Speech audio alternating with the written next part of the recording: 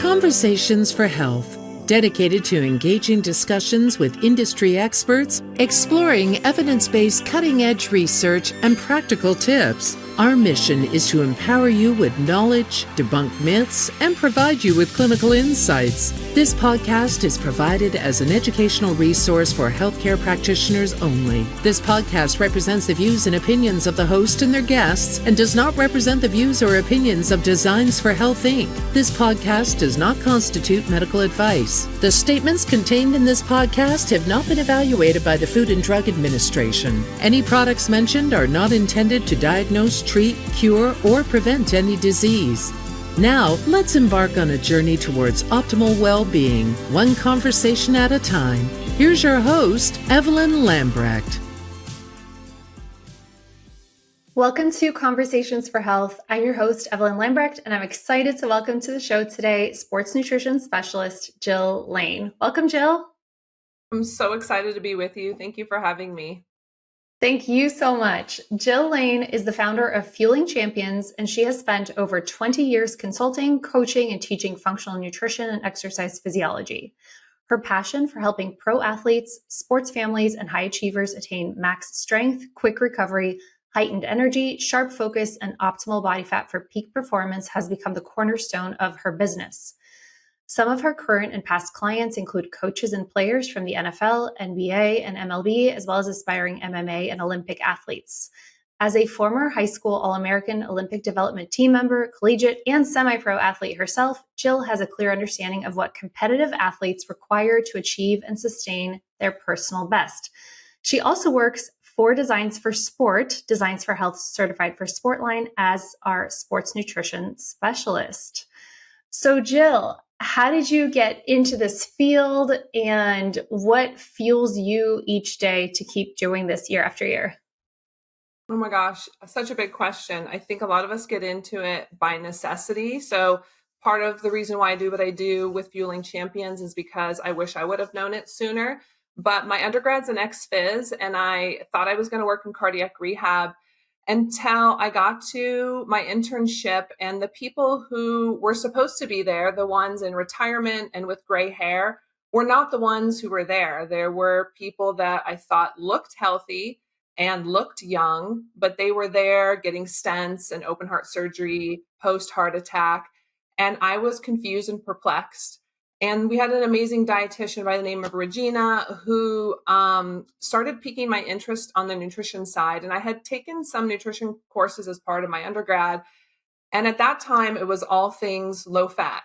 We don't eat eggs, they're bad for your heart. We don't eat fat, it's bad for your heart. But it just wasn't adding up for me.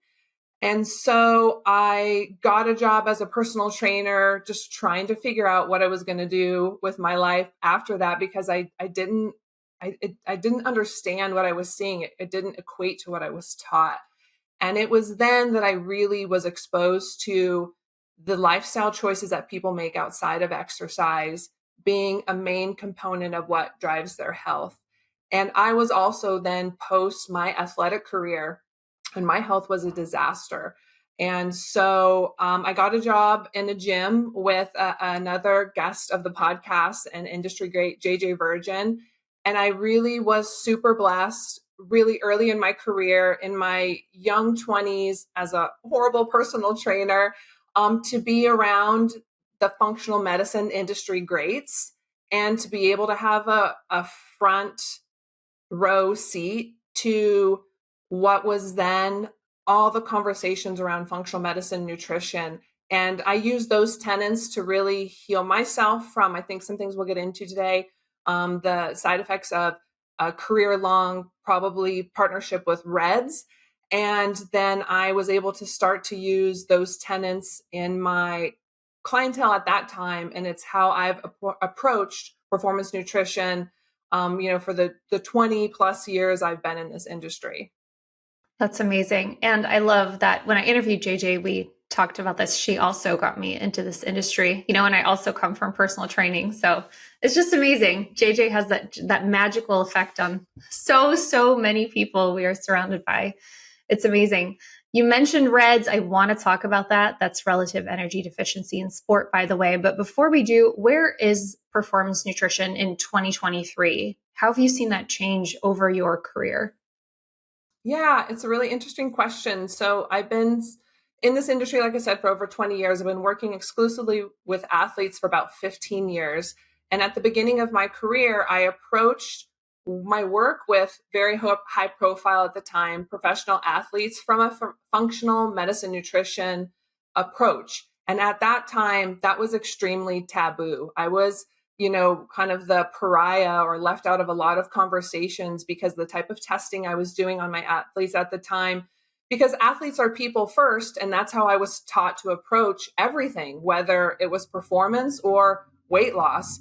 And because of that, I got great results. And most of my clients stay with me until retirement. But fast forward 15 years, that approach to working with pro athletes, is really kind of sort of just now in the last 4 to 5 years being adopted by the organizations that influence performance nutrition a bit more. So I would say performance nutrition, from my vantage point, outside of the functional nutrition and functional medicine approach, has been behind on really what it takes to get an athlete well and keep them well, and keep them in their sport for as long as they choose to be. But it's slowly catching up, and I'm happy to see that. There's a lot of amazing teams that have performance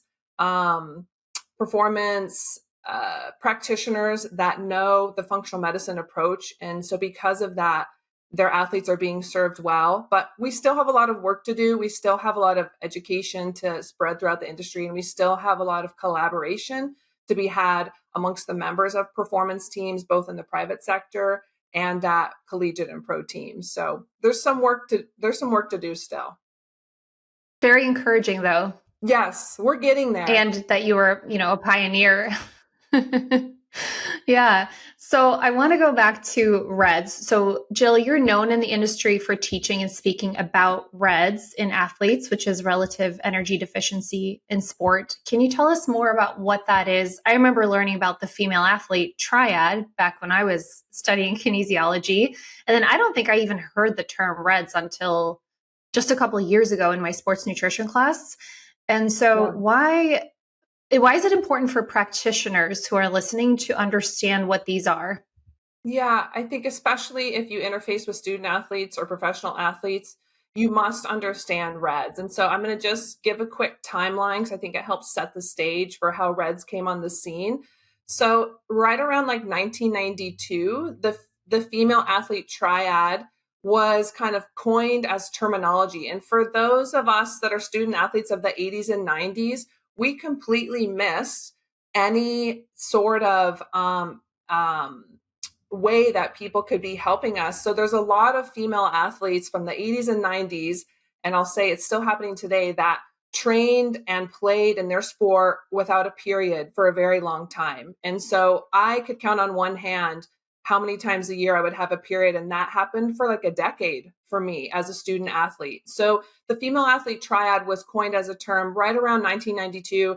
Right around 1997, I believe the ACSM published a paper taking kind of their stance on it. So it was like their position paper on the female athlete triad. So, it's really not that long ago. And the female athlete triad really has to do with something called low energy availability. So an athlete, a female at that time, because at that time the triad only was recognized to be happening in female athletes.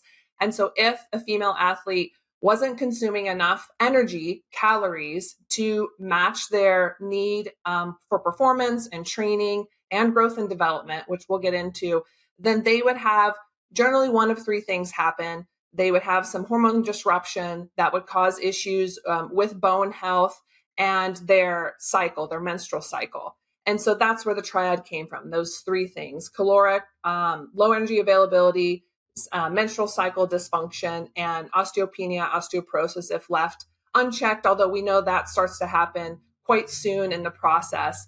But that's what the triad was. So after 1997, like somewhere around the early 2000s, the Olympic Committee also post position stand. And then in the early 2000s, and for those of us that have been working with athletes for a really long time, I could tell you that I was already seeing this. I didn't know what to call it, but I could see the metabolic dysfunction happening in my athletes when they weren't eating enough calories to match their training volume. And I can see it in the men I was working with at the time that were adult athletes, professional athletes, 20 years and above. I have a question about that. Sorry. What did that actually look like when you're seeing this? So I would start to see labs come back, whether it was from the team at that time. A lot of times it was blood work from the team. So you'd have a young, fit, low body fat male in their 20s with low testosterone, high cholesterol, low thyroid. And then if I was doing any other functional medicine type testing, issues with cortisol, issues with gut health. And of course, the standard of care from the teams for liability reasons was a statin. Wow. For someone who, outside of every other metric was, the epitome of health from a performance standpoint. And then they, of course, would have fatigue, injury risk, injury recovery issues, lengthened recovery time, frequent illness. And so it was just kind of this web of all of these overlapping things that when you didn't match how these people looked. And that's like kind of a different conversation to be had. But just because someone looks a certain way doesn't always mean they're healthy. And so, but because these athletes looked a certain way, kind of a blind eye would be turned to all these other symptoms. And so it was often by those experiences they were having, Evelyn, and then labs from the team. And it was a very common occurrence at that time that it'd be low testosterone, high cholesterol, low thyroid, and then it would be, dysregulated cortisol patterns and some metric of gut health and sleep issues. And of course, the team approach would be, for liability reasons, they needed to be on a statin to manage the cholesterol, which we know, is a complicated discussion, probably other stuff going on. So you would start to notice this in someone who you wouldn't expect would have all of that based on the way they look. So in the early 2000s, the International Olympic Committee advanced their thought process of the female athlete triad to what's now called REDS, relative energy deficiency in sport. And REDS is really the triad, but now for all athletes. And so the triad was only thought to really be something that affected high volume, lower age, aesthetic sports at the time. So gymnastics and dancers, if you will.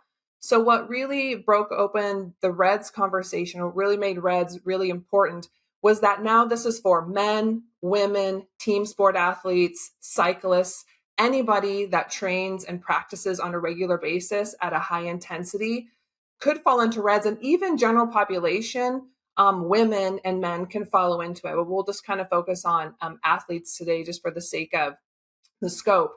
And so REDS really became this catch-all symptomology of all the metabolic dysfunction that can happen when an athlete isn't eating enough calories to match training load, volume, and injury repair needs, because that's actually very caloric rich environment. You need a lot of calories, especially post-surgery, to heal. And so REDS is really, and there's an update, which we can talk about in a second, because a new paper was just published this year. It's been 5 years since the last kind of position stand. And so a new article was published in the British Journal of Sports Medicine. That's a really important update just a few months ago. But really, REDS is chronic low energy availability, and we can get into what that means in a second, and all of the metabolic dysfunction that comes from that, performance decrements just being one small slice. Gotcha. So tell me what was in that update. What do we need to know about that? Yeah. So just as a kind of a wrap up, REDS is chronic low energy availability. That's what REDS is. Energy availability is the amount of calories that we take in every day minus the calories that we expend in exercise.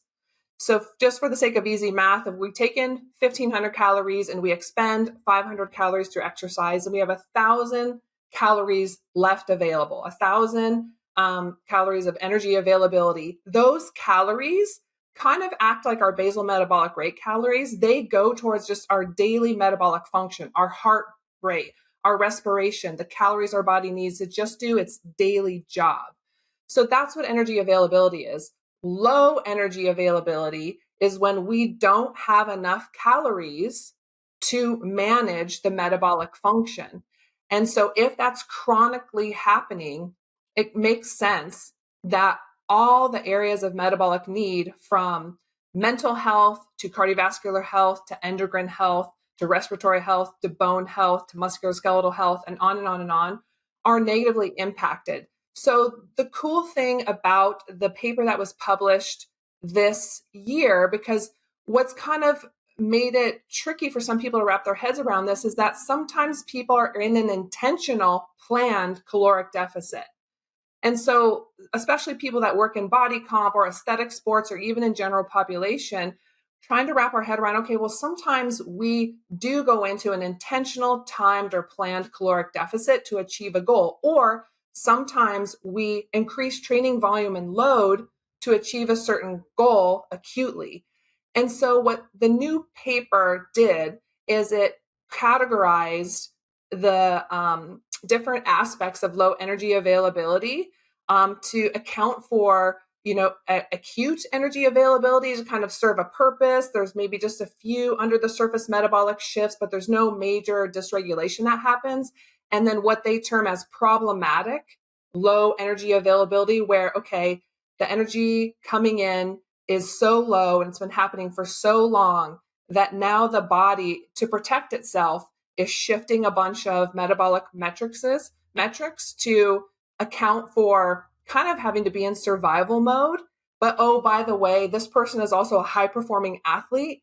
So it makes it really complicated on the metabolism when that happens. Very interesting. We'll make sure to link to that paper in the show notes. So, Jill, in my daily work with practitioners like, chiropractors, functional medicine doctors, I guess I don't talk a ton about sports nutrition, and maybe I should be asking more. And I think the practitioners who do use, say, certified for sport products are the ones who work with weekend athletes, maybe a few who work with professional athletes. And so is it common for practitioners to be asking the kind of questions that would help them determine, okay, somebody has REDS and I need to do something about this? Or is that only in like your world? Yeah, no, I think that's a great question. It's why I'm so passionate about teaching about low energy availability and REDS, because I think most practitioners, functional medicine practitioners actually included, don't ask enough questions about fueling.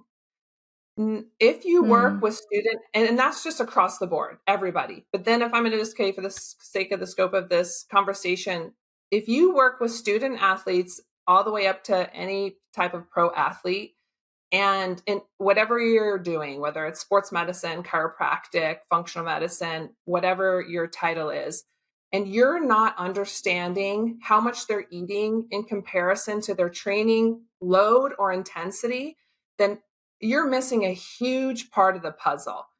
Because it's great to get all those functional medicine labs back and see all the things that we can fix and do. But what if a large portion of those abnormalities come from the fact that they're under recovered and under eating? And instead of maybe, and hey, I'm a big fan of supplements, instead of just maybe throwing some supplements at those labs, we need to first get them adequately fueled and adequately rested in accordance to their training volume, intensity, and their current goals. And so it's why I'm so passionate and I teach about this quite frequently, because most people that work with student athletes don't have a clue what low energy availability and REDS are. If you're a strength coach, again, or any sort of licensed practitioner, even pediatricians should really, really understand this, because the impact of REDS and low energy availability and growth and development is huge. So now those added extra calories, that energy availability, also is portioned to growth and development. Tell us more about that. Yeah, if there's not a lot of calories left there, it negatively impacts all of the stuff that's still happening in preteen and adolescence. And we know like the male brain is still developing until the early 20s. And so it definitely impacts organ development, hormone development, bone development for sure. I've had student athlete clients of mine that were told they weren't going to grow anymore. Early teen, 13, 14-year-old athletes who once they got well fueled, one of them was a 13-year-old swimmer, she grew 2 additional inches. So Wow. you need energy for growth and development. And if there's not enough energy coming into the body, then there's not enough energy for all of those things. And student athletes and students as a whole, we really kind of have a health crisis happening now with our teens and our preteens. And I think one of the first places to start is to make sure that they're adequately fueled, especially if they're a student athlete, because a big aspect of REDS is mental health correlated or adjacent, concentration, depression, anxiety. And so fueling is critically important to not just performance, but everything else that goes with an athlete's wellness. And for student athletes, they're sitting in school day long, they have to learn, they have to focus. It becomes even more important for them. Yeah. I think this is so important, and I want to make it practical for practitioners listening. So 2 ways I'm thinking about this. One is how to actually fuel, like what are the foods, what are we looking at? But also, are you using certain calculations to calculate the amount of calories that they need? I know we have like 3 equations that we use in sports nutrition. Are you using one of those? Are you changing it depending on the season? And, is that something that, like, say somebody's listening and they're also a parent like you are of teens and a preteen. Is that something that parents should be doing? Do they need to send them to a sports nutritionist? Do doctors need to be doing this? Like, whose role is this? Yeah, no, it's a great question. I think the answer is it's everybody's. It's everybody's role to participate in making sure that the fueling is happening well. It's the parents' job to understand and make sure that there's the right foods at home. It's the physician's role to understand so they can ask the right questions when athletes present at an annual physical or for their sports physical to make sure they understand how to eat enough food for the sport that they're in. And it's the student athlete's job to actually take responsibility. Quite honestly, I believe, and it's how I teach my own athletes that are my kiddos and the student athletes in my business to understand how to take care of their body to achieve their goals. So I want to start first with the communication methods that I think are best with student athletes, and then I can kind of move into, okay, well then how do you figure it out? First of all, when you're approaching student athletes about fueling, you need to know first and foremost, what are their personal goals around what they're trying to achieve? Being healthy doesn't sell to student athletes. So if you're as the doctor or as the mom or dad or strength coach trying to say, hey, you need to eat more protein because it's healthy for you, or you need to stop eating this because it's not healthy, that's not going to move the needle with 9 out of 10 teenage or preteen student athletes, because it doesn't mean anything to them. And I would say, I don't even think that works in general population. We have a health crisis on our hands, and doing things to be healthy isn't motivating most people to do it. So it's certainly not going to in the teenage population. So you have to understand what their goals are. Are they trying to make a starting position on the team they're on? Are they trying to get stronger and add muscle? Are they trying to get faster? Are they trying to, dunk the ball? What is real for them? That's a goal for the next season or for the acute off season that they're in. Do they have a scholarship that they've signed and they have to report a certain way to that college when they get there in 3 months or 6 months? You have to know that first, because everything you then teach them has to correlate back to their goal, not your goal, not my goal, their goal. And so if, little Johnny wants to add 10 pounds of mass because he knows that will help him be stronger on the basketball court and body up against the guys under the basket, then everything I'm teaching him about nutrition going forward correlates back to that goal, because that's how the teenage brain works and that's meaningful to them. So first, that's the first thing. The second approach is that consistency is better than perfection. And so parents and healthcare practitioners, I think, understand this, but for some reason we kind of forget and have like too high of an expectation that kids are going to go completely off of fast food or junk food or pizza or cupcakes. We're just looking for consistency. Athletes get this. They're used to practicing their skill all the time to get better at it. And the food is no different. The more times you can be mindful and do better, the better the result you're going to get. And then the third most important thing, I actually have 4 things, but we'll just cover 3 for now, is to teach things they need to add first before things you need to take away. So when my personal, when I get hired in my private business to talk with parents of student athletes, the parents just want me, Jill, tell them all the things they shouldn't be eating. No fast food, no. And I'm like, oh, well, that's, actually that approach doesn't work. Has it worked for you? No. Okay. Well, that's because it doesn't work. We add before we take away. Psychologically, it's better and easier, and it's more of a positive approach. And so I'm always looking for the gaps to fill calorically or with a specific macronutrient, or maybe it has to do with sleep. I dive a little into mindset and of course a few other things. I'm working one-on-one with my athletes. But that's really the approach anybody who works with student athletes, and I would say pro athletes too, needs to take. What are their goals? Acute goals for the next 3 to 6 months. We address that first because everything we teach goes to that. We're going to add before we take away. And if you work with parents, or if you're a parent, you have to model this behavior. You can't expect your kid to give up soda and eat more vegetables if you're not going to do it. And so I do spend a lot of my time talking with the parents of the student athletes, because even teenagers who parents think don't want anything to do with them are paying attention to what you're doing and saying. And so I have 2 teenagers and an 11-year-old. I get it. And the biggest way I can teach them is by modeling it through my behavior and the choices that I make. And so once you get the communication down to the student athlete and you involve the parent, or you get this communication down to the pro or semi-pro athlete that you might work with, or even weekend warrior, you need to understand those things. Then you can start to get into, okay, now how do I approach this? So you asked me about calories. I don't give calories out to anybody because I don't want people being obsessed about tracking their calories on a tracker. We know the data long-term isn't good. They might do it for a month and then they're going to stop. And because it's fluid and there's nothing that ever exactly will tell you. You can do the Harris-Benedict equation and all this other stuff. I'm going to work those things in my head based on training load, age, and their goals. So I kind of have a rough bullseye. If we're looking at a bullseye, I'm getting a rough idea of where's kind of the center. Where do I think is my best guesstimate for their caloric need? But what I teach people more about is their macronutrients, the protein, carbohydrates, and fats and plants that need to be at that meal, because that's real to them. If they're at the lunch line at school, if it's a pro athlete on the road where there's a buffet of food that's been chosen for them, no one knows the calorie count in any of those foods. So trying to track calories to me is not something people will do long term. I have a rough idea.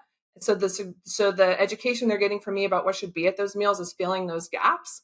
But they're looking for about how much protein, about how much performance fats, about how much plants, about how much carbohydrates.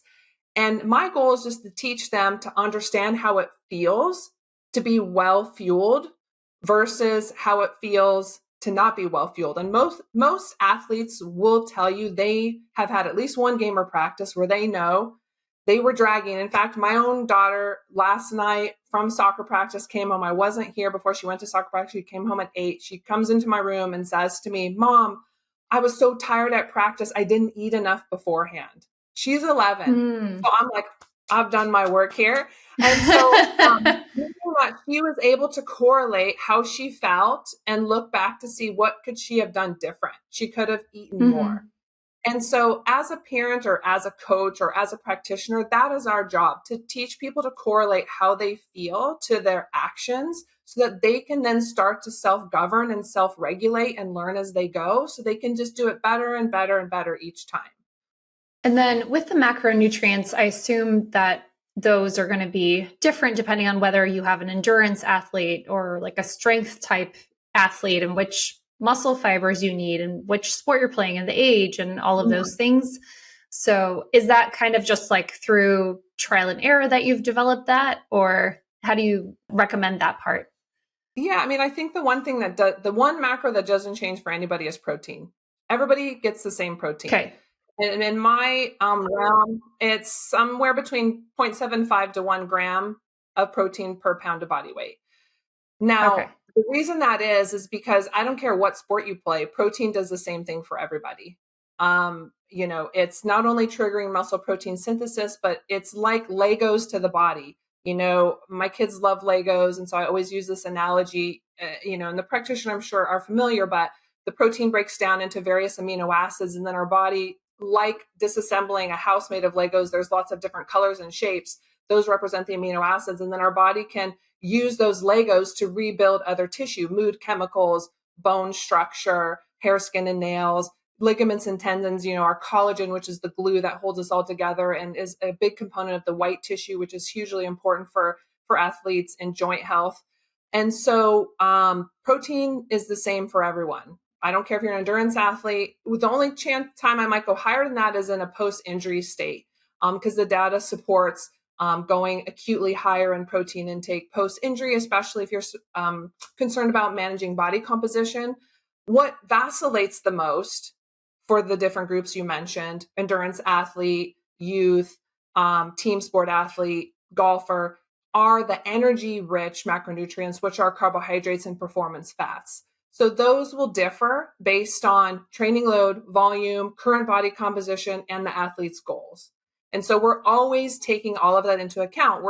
You said something about seasonally or periodization. We do, when we can, and we should periodize nutrition. What athletes might be doing in season could very well be different than what they're doing out on the outside of a season. If you're in a high collision sport like football, hockey, after the season, these athletes are inflamed, destroyed, injured. And so, we may ramp up performance fats, and we may bring down carbohydrates, and we may increase protein like it's a post-injury state, even though it's just post-season, because they are so big and strong and fast in those leagues now that the collisions are just so rigorous and so hard on the body that we're in an acute phase of just really, really dense healing with certain macronutrients to help with healthy inflammatory response and tissue repair. Yeah, thank you for that. I have one more question before we talk more about injuries. And I feel like we could do a whole other podcast just on nutrition during an event. Talking about glute transporters and all that fun stuff, maybe another time. So when a practitioner is working with a student athlete or even a professional athlete, is there some sort of intake form related to REDS that somebody has created that they can use? Yeah, so there are a couple REDS questionnaires, for lack of better words, and you can just Google them to find them. What I'll say is that you can have what I've kind of deemed in the functional medicine industry, I think will appreciate the subclinical REDS. It's like subclinical hypothyroid. You don't have overt, all of the lights aren't, all of the metrics aren't in red on the lab report, but we know based on the symptomology and other stuff that's going on that this person has some, mild hypothyroid going on. The same thing, in my opinion, can happen with REDS. So someone might answer that questionnaire and they might not tick enough boxes to then be, you have REDS. Because if you have REDS, you're not playing if you're diagnosed, quote unquote, with REDS as a system symptomology, you're not supposed to be playing your sport right now. Like it's like everything's stopped. You need to get nourished. You need to get well. But where most athletes are flying under the radar, especially the student athletes, is what I call in subclinical REDS. They're starting to kind of stack up a few of these things. The girls aren't having their period, but they're too embarrassed to tell their mom or their coach or their practitioner because it's like a taboo conversation still in 2023. We're still afraid to talk about our periods. And which is crazy. I mean, I was in that boat, but that was, 25 years ago. And so, nothing much has advanced there. And we really need to start doing more work. I mean, it's your superpower. If there are potentially times during the month, and I teach the female athletes I work with, that you could be stronger and you could have more endurance depending on where you are in your cycle. And you can use it to your advantage. And so I just think we have such an opportunity to teach our young female student athletes to not be afraid to talk about it and to understand it and to track it and to know if you miss it, more than a couple months in a row, someone needs to know, like right away. There could be some stuff like starting to fly under the radar that doesn't make someone check all the boxes to have enough of the different categories. So in the new British Journal of Sports Medicine article, they have some really nice categorizations for if you have a couple of the symptoms, then you're like just in the yellow zone, then you go to orange, then you go to red.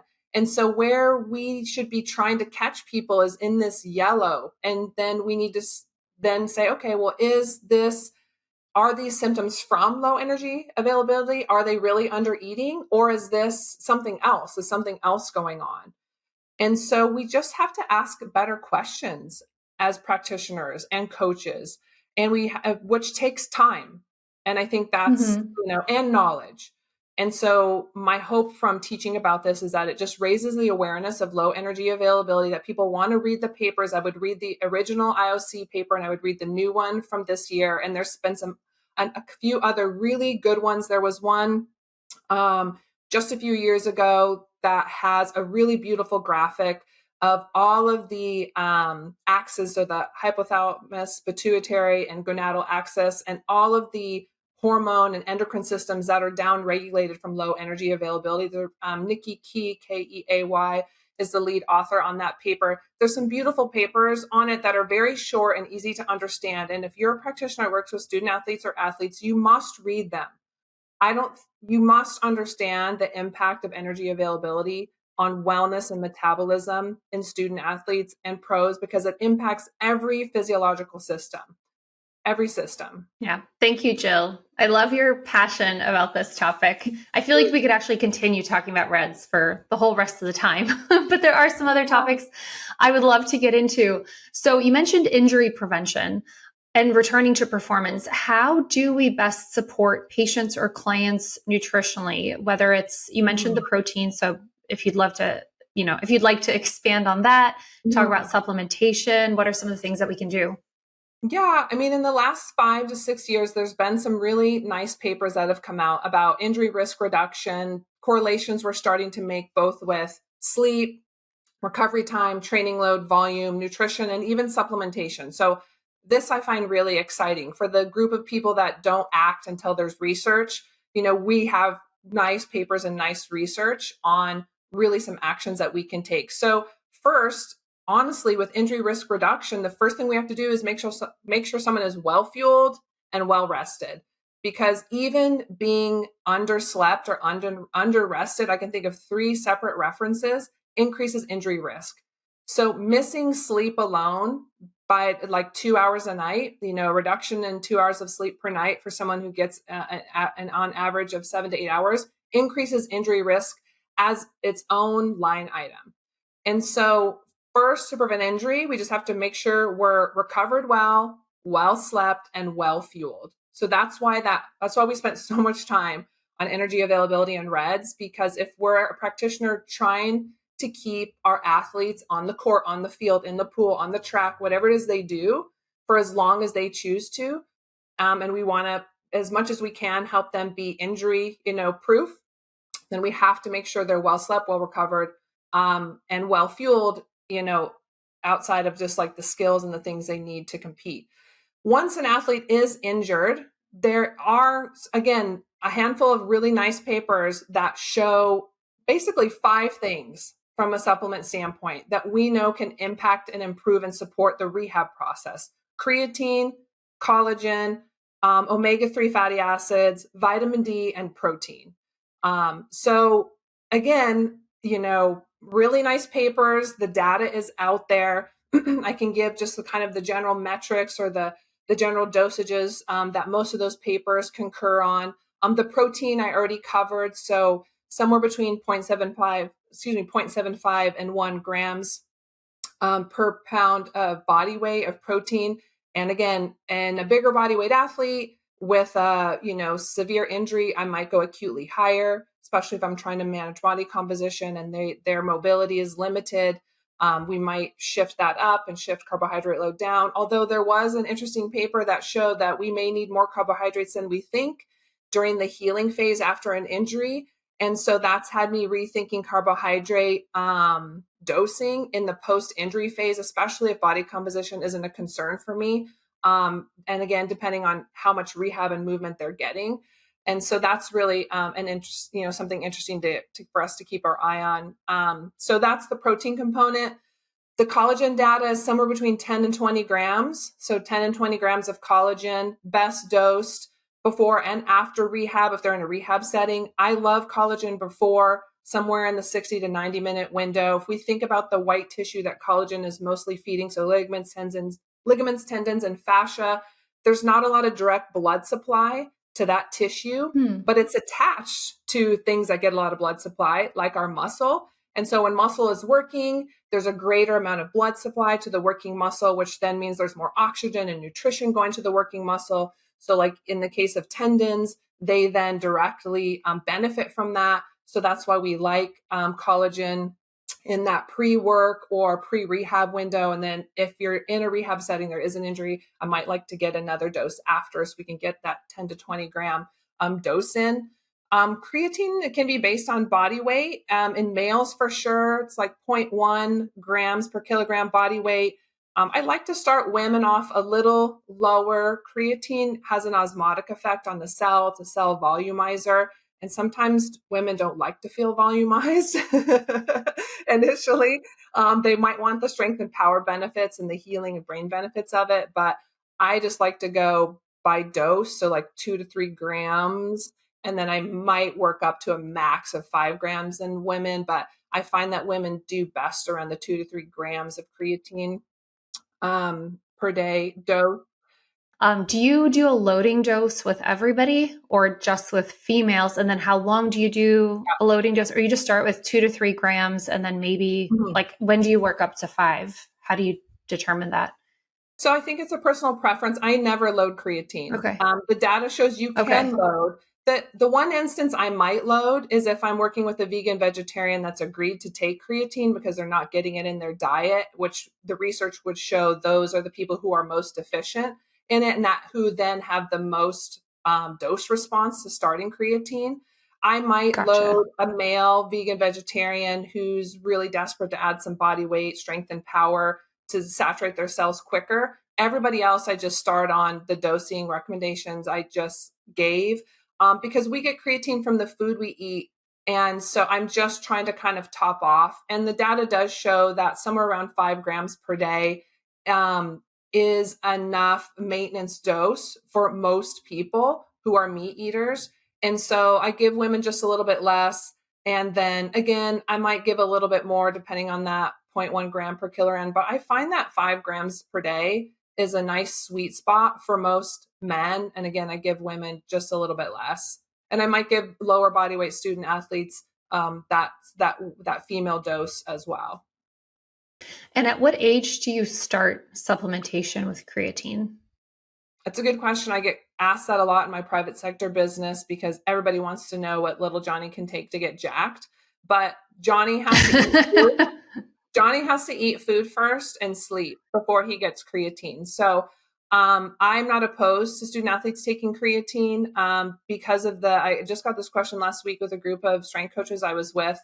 The coach had a concern about it. And I said, well, do student athletes eat protein? Yes. Then there's no issue with them taking creatine. In fact, I think the data on creatine for protection, neuroprotection, and the other benefits is so convicting right now that if your student athlete plays football, plays hockey, I mean, even maybe soccer at this point, gymnastics is the highest rate of concussion in females because of falls and accidents. That along with fish oil and the data we know about fish oil when it comes to just helping with TBI and concussion, that it's something to consider. But I will, if the goal aligns with what creatine can provide, then it is something I think any student athlete can take, but I want them working on daily habits first. So they're going to work on their fueling. We're going to make sure they're sleeping decent. We're going to make sure they're well hydrated. And then it might be like step 3 or 4.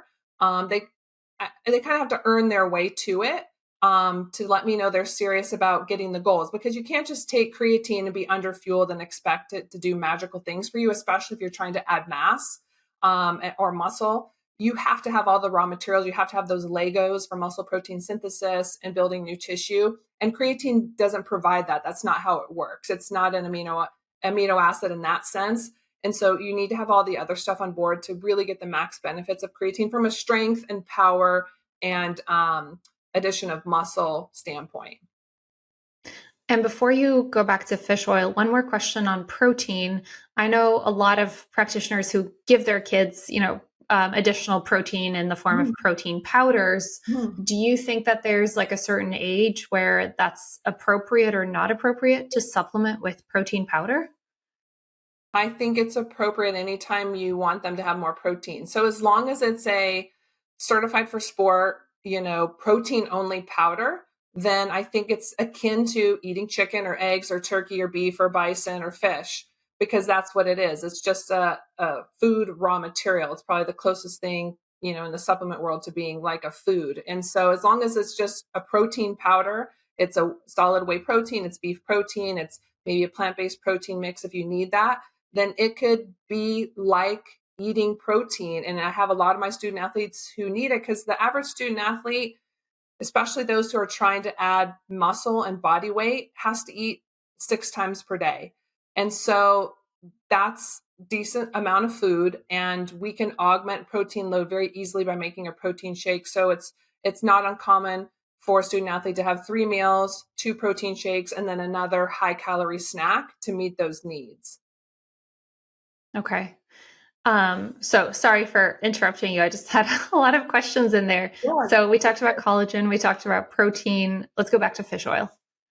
Yeah. So for the functional medicine practitioners that might be listening, if you can draw an omega-3 index, then you can get, a snapshot on what your client or athlete needs. So really the data shows to just make sure that omega-3 index is in the right zone. I mean, I don't see any that are normal when I do an omega-3 index test on an athlete. And so because of that, if they're a fish eater, we're getting more of the right types of fish in their diet. And especially if they play a high collision sport, we're supplementing with fish oil, because I think the data on the neuroprotection of it is really important.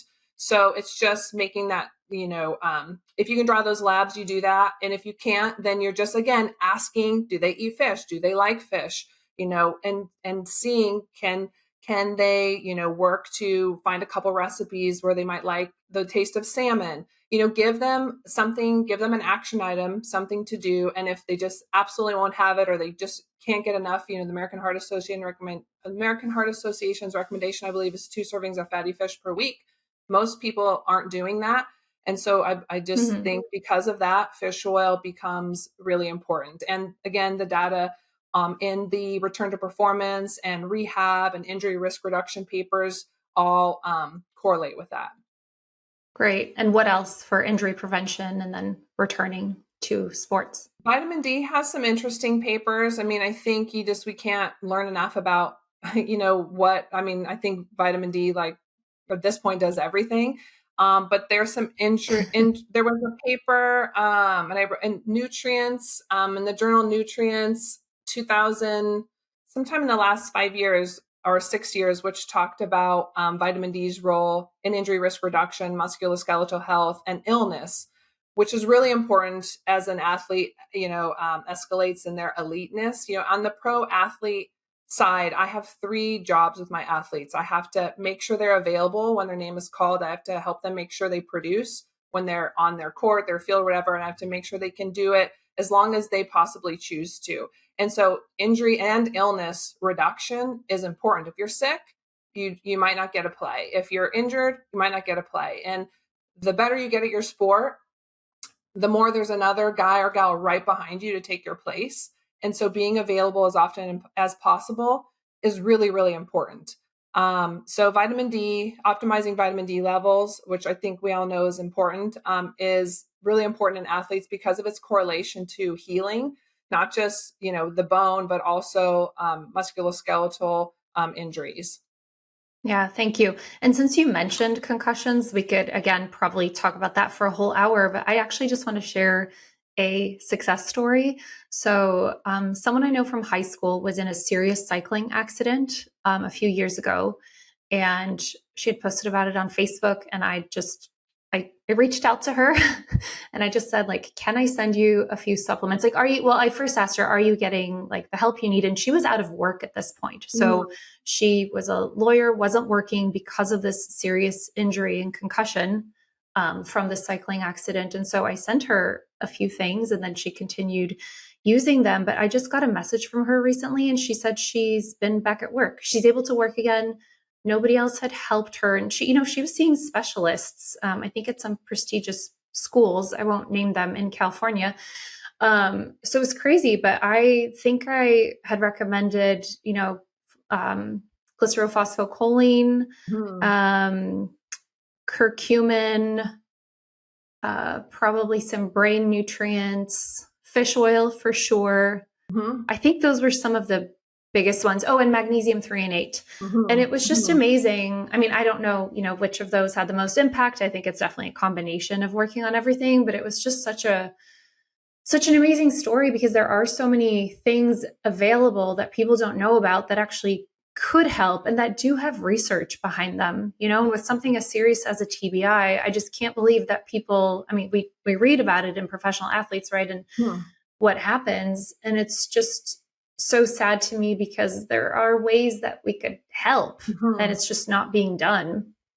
Yeah, I mean, that's an area of medicine I feel that could be advanced a long way if we took a more integrative approach. For sure, 2 of my kiddos had concussions this year, one from heading the ball in soccer and one from taking a volleyball to the face during a volleyball practice. And they utilized almost all of those supplements you mentioned, along with, high performance fats in the diet and managing blood sugar and just getting the appropriate rest. I kept mine out a little longer than some of the typical recommendations would be for return to play, because in a youth, I feel like you really need to make sure the healing is like all the way there. There's just too much at risk in the developing brain to rush them back. So yeah, I think that's great. Yeah. I'm so happy to hear she had great results. And I do think there's a lot that can be done with supplements and other sorts of therapies. And I actually think people go back to sport sooner than they should, just because of the pressure and this, that, or the other. And it would be great if we could just revisit that conversation and really look into the rest of the things that can support a healing brain and what the brain's metabolic needs are after a TBI, because its metabolic need is really high, really high. Yeah, super interesting. So Jill, before I ask you some personal questions to wrap this up, we mentioned the Designs for Sport, certified for sport, and you mentioned it in the protein conversations. What is the importance of using a certified for sport product? When is it not necessary? Because I feel like it's, if you're working with a professional athlete, maybe who gets tested, I think it's important then, but are there other instances where you think it's necessary? Or I guess in NCAA as well? Yeah, so just to make sure everybody's clear, so NSF Certified for Sport is the gold standard third-party banned substance testing in the United States. In major leagues like Major League Baseball and the National Hockey League, the NHL, those teams are not allowed to use any product that's not certified NSF Certified for Sport. Some of the other leagues, it's heavily suggested, but there are other testing entities that are more globally recognized. But in the United States, NSF Certified for Sport is really the gold standard. It's a third-party test that tests for I think it's up to almost 300 entities that could cause an athlete or anybody, including people like first responders, who are subject to banned substance testing because of their jobs. So sometimes CEOs. So we think of it as for athletes, but honestly, I think it's for everybody. And JAMA, the Journal of American Medical Association, in 4 or 5 years ago during the pandemic, so I apologize, I can't remember, published a research paper in the Internal Medicine JAMA, and in partnership with NSF, they bought 24 multivitamins off OTC, over-the-counter multivitamins, and tested them for banned substances. Half of them failed for banned substance testing. So That's crazy. we like to think of NSF as only for athletes and only for things like weight gainers, protein powders, pre-workouts, stuff that lives in the performance sector. And while, yes, we need to have those products tested clean for a variety of reasons, half of these multivitamins fail for banned substance testing. And within they get warning letters, that's how it works with companies, that their label claim isn't matching and there's something in there that's failing for banned substance testing. And when they went back to test the products again, half were still testing and the rest of the companies had went out of business. So it's a different discussion about how the supplement industry works. But because of that, I believe that everybody can benefit from taking something that's certified for sport. As a mom of student athletes, I don't want my kids taking something unknowingly that would cause someone to fail banned substance tests. And the kind of top categories are hormone mimickers, stimulants, and blood doping agents. And so I don't want my kids that are in a very robust stage of growth and development to be on an hormone analog or something that acts like a hormone or influences hormone metabolism unknowingly. I don't want them to be on a stimulant unknowingly. And I don't want them to be on some type of masking agent or blood doping agent without me knowing it. And so NSF tests for those items. They also check label claim. Things that NSF doesn't do or they don't really take a stance on. They don't take a stance on things that I care about, like artificial sweeteners and colors and things like that. And so while NSF is good just to check to make sure what's on the label is supposed to be on the label, they don't really take a position on the form of the nutrient, the dose of the nutrient, or additives that might be in there, like artificial colors and flavors and things like that. So as someone who might utilize or recommend or buy supplements, you kind of want the best of both worlds. You want to work with a professional company like Design for Sport or Health who cares about those things and use the NSF testing to check the math of that company, but then also check for the potential banned substances. And so that's what NSF really is, helps us all sleep well at night. It's for everybody, but athletes can start being subject to banned substance testing as early as their youth, especially if they're at a private school. I've done consulting for private schools where the kids get random drug tested. You definitely get tested on the NCAA level. And by the way, caffeine is a banned substance in the NCAA. It's a urine test based on intake. And so probably the iced tea from Chipotle at lunch isn't going to cause someone to fail banned substance testing, but a pre-workout, a few Monsters, a few Celsius, and then, it stacks up. And if you have poor caffeine metabolism, that could be a problem for you. And so if you work with athletes, you need to know these things. You need to know the difference between what's considered a banned substance at the collegiate level and what's considered a banned substance at the pro level. Each league has different banned substances. The IOC has, a stance on it.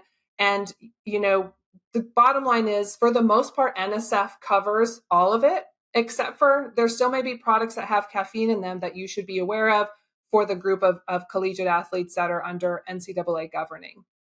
Thank you for sharing that, Jill. I think some days I might fail a banned substance test for cappuccino intake.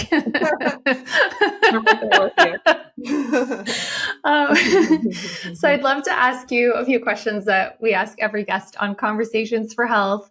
First of all, what are your top 3 supplements that you take? Great question. So creatine, I just started supplementing with creatine a couple months ago, and I can hands down tell you for sure that it's made a difference in my strength and power in the gym.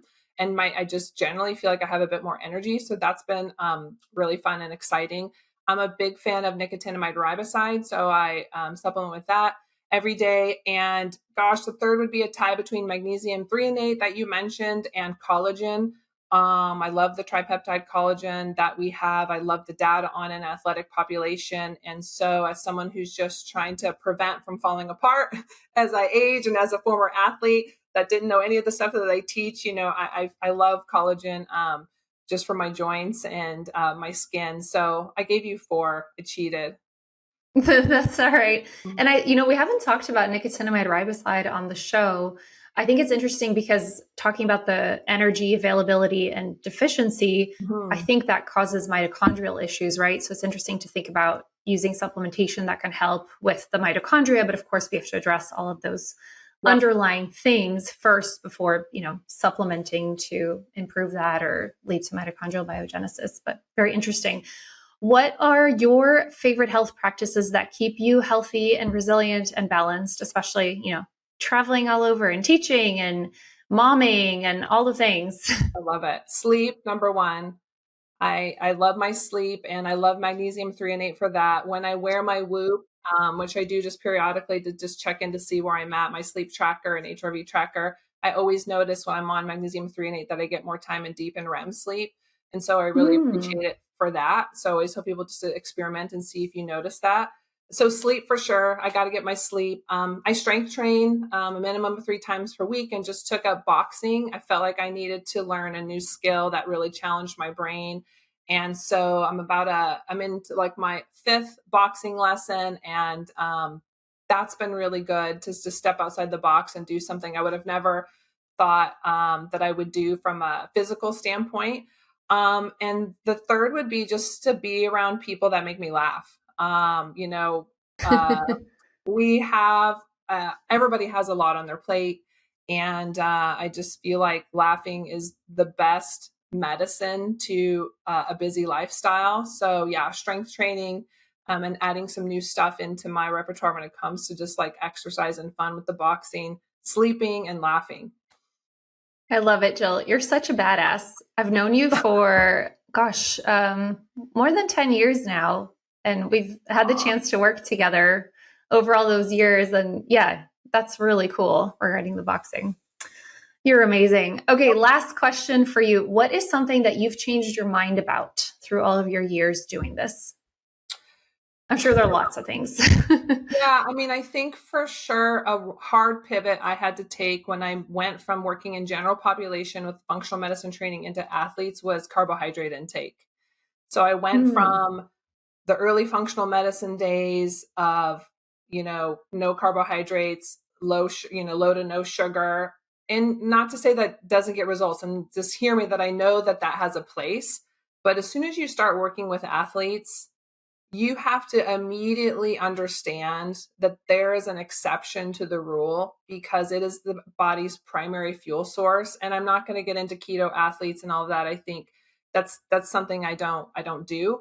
But carbohydrate intake and low energy. So in the new paper, the new British Journal of Sports Medicine paper, there actually is a carve out in low energy availability and REDS for low carbohydrate availability and the impact that too low of carbohydrates may have on the metabolic need of athletes based on their training load and volume and their growth and development phase. And so I have to dance between those two knowledge sets that I know there's a time and place for low carbohydrates and lower sugar intake. And that if I need my athlete to go out and play 90 minutes of the best, highest intense soccer they've ever played in their life, they need to have carbohydrates on board. And we need to have been fueling that for 48 hours beforehand to prepare, because we never wait to the pregame meal to get that squared away. And, they have to perform. And so we need carbohydrates. And so that's where the nutrition periodization comes in. We may be able to get away with a bit less in the off season or during certain times of the week. If I'm working with an NFL player, there may be days in the middle of the week where it's lower. There's this strategy and a strategic approach you can take that makes nutrition fun, to be honest with you. But that was a pivot for sure. I had to really get my hands around that there's a time and place for carbohydrate intake. And you have to be able to kind of accept both worlds to have the best impact. Yeah. Well, thank you so much for sharing that, Jill. This has been such an informative conversation. I really enjoyed it. And I could talk to you for another hour or two. I have so many more questions that we could go into. This was so much fun. So thank you. And I love working with you. Thank you so much. I really appreciate the opportunity to share. I owe a lot of my education from my early days to Designs for Health and all the education that you put out. So it's an honor for me to be able to give back and pass it on, which is the point of my career I'm at right now. So, and I love spending time with you, Evelyn. So thank you for having me. Thank you, Jill. And thank you for tuning in to Conversations for Health. Check out the show notes for resources from this conversation. And please share this podcast with your colleagues. follow, rate, leave a review wherever you listen or watch, and thank you for designing a well world with us.